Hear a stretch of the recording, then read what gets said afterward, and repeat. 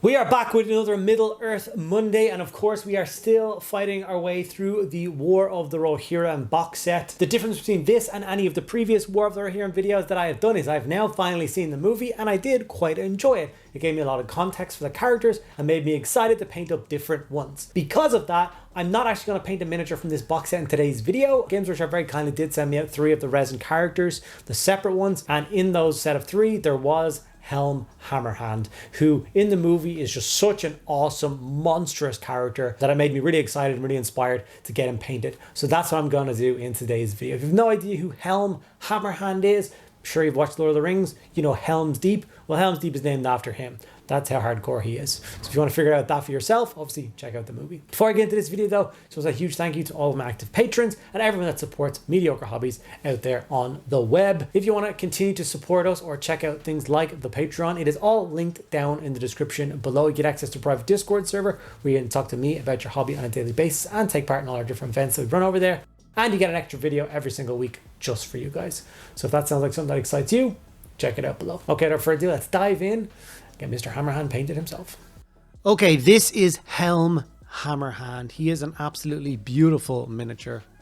He is sculpted from the new format of resin from Forge World. It's not really Forge World anymore, but you know what I mean.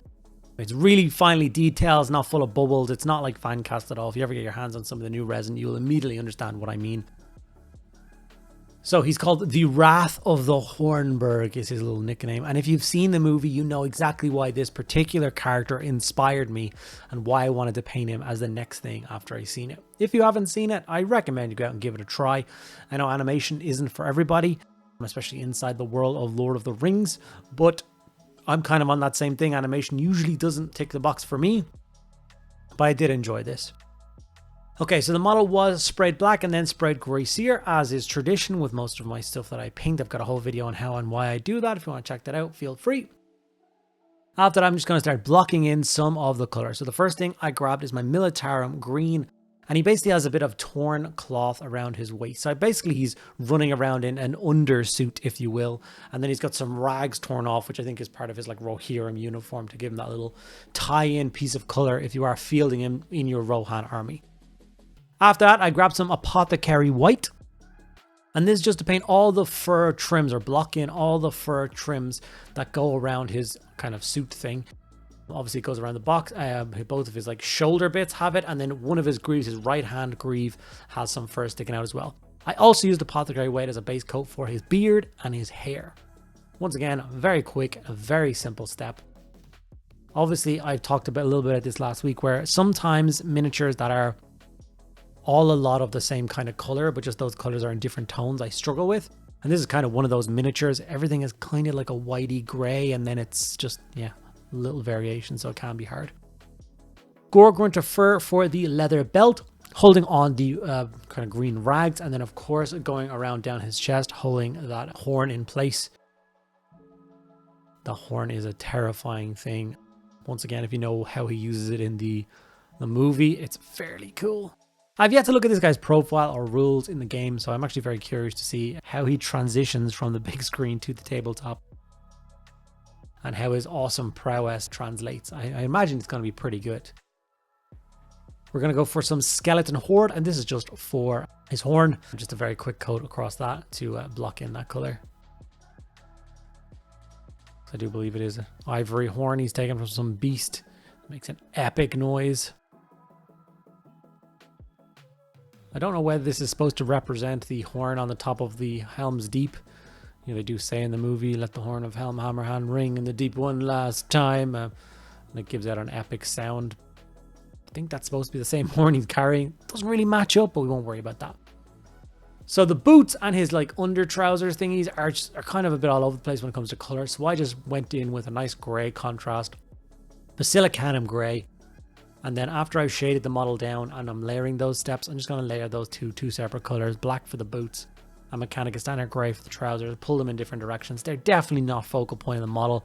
I'm not really worried about how they look because I don't think anyone else is going to care either.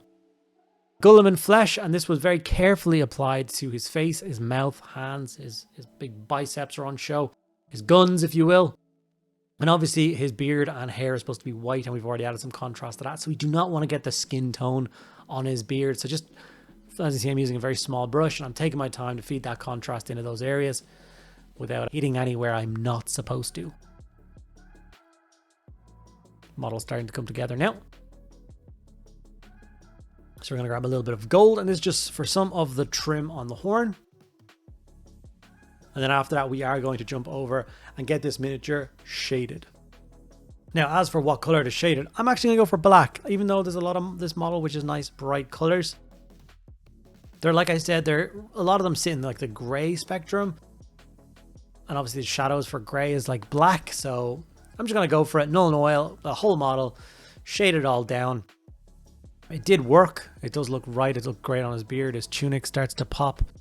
You'll notice I didn't put any color on the tunic. I left it as the gray sear spray. That's the base coat I'm going to use. The null and oil will shade it down, and then we'll layer it back up in a minute. Whilst shade is drying, I am of course going to get the miniature based. Same traditional basing style I do for kind of all my fantasy and Lord of the Rings miniatures. Unless you're like goblins from the Mines of Moria. It's just a nice, simple brown texture base. I will be adding tufts and stuff to these, but when I've kind of done the entire War of the Rohirrim box set, all the models are painted and based, then we'll go in with like a couple of grass tuft sets, and I'll attack all the miniatures at the same time, so it kind of all matches and stuff. Okay, with everything ready to rock and roll, it's time to start the layering process. And as you can see, I did grab Grey Seer, and once again, I'm going in and re-highlighting that tunic. Obviously, it's got those kind of... I'm sure there's a name for those. You see like medieval like foot troops having that same kind of like padded jerkin, adding a little bit of protection and warmth maybe. But those kind of like raised areas I'm highlighting with the Grey Seer and leaving the null and oil in all those recesses. The Grey Seer is thinned down a little bit. I'm painting off of a wet palette, so take from that what you will. I did just take my time and I went for it. Now, the next step is I'm going to go around all that trim of fur with just some white. I didn't show white because it's actually in the Games Workshop white. I'm using the Pro Acryl, the Monument Hobbies Bold Titanium white. It's the white I kind of reach for when I need to use white. I don't use white an awful lot. But Corax white is not for me. It's garbage, so invest in a Monument Hobbies Bold Titanium white and you won't go wrong. So using that same white, I'm highlighting obviously all of the fur areas, his beard, his hair, mustache, and all those bits and pieces. We're not trying to get like a solid coat. It's just like the raised strands. I want to leave, like I said, you want to see all the wisps of hair and the darkness. You want to leave that null and oil behind. An example of what that will look like. And so far, I think he's coming together rather nicely. Cadian Flesh Tone is the first highlight color for his skin. Now, if you've been watching my videos a lot lately, you'll know I have started to introduce an extra tone of color into my skin tone, which is basically between the mid-tone and the last highlight. I add in a Berserker blood shade. I'm not doing it for this model. This guy is currently running around in a blizzard with his bare arms, tearing people to pieces. So he's almost frostbitten the entire time. So he's got very cold looking skin. So I'm not going to bother with that like warm rosiness of the Berserker blood shade. I think this was the right choice. Matches better in with the tones of his old beard and hair and stuff like that. He's not a youthful young man, but he's still a beast. Kislev Flesh was then brought in for the final highlight. Tips of the nose, a little bit on the forehead, a little bit cheeks, the very tip of his bottom lip, which you can see through his beard. And then some nice kind of like texture highlights across his muscly arms and his knuckles, hands, those kind of bits and pieces. But as you can see, I'm moving very slowly and taking my time, applying a very small amount of paint as I'm going, because this is, like I said, the final highlight. And unlike a lot of other miniatures that Games Workshop does, Lord of the Rings models tend to have eyebrows. So you do have to take your time when you're painting around those kind of areas and make sure you highlight the eyebrows. It's a weird thing that you kind of forget, but yeah. Okay, I've grabbed a little bit of Miltarm Green. Sorry, some Wa Flesh, apologies. Miltarm Green was the contrast we used. Wa Flesh, and I'm just highlighting up a very quick coat on his green tattered rags that are around his waist. Mornfang Brown to highlight those leather straps. Once again, a very quick coat, nothing crazy. You can basically just do the kind of flat areas, and then the side areas of the belts and but just leave the kind of darker color.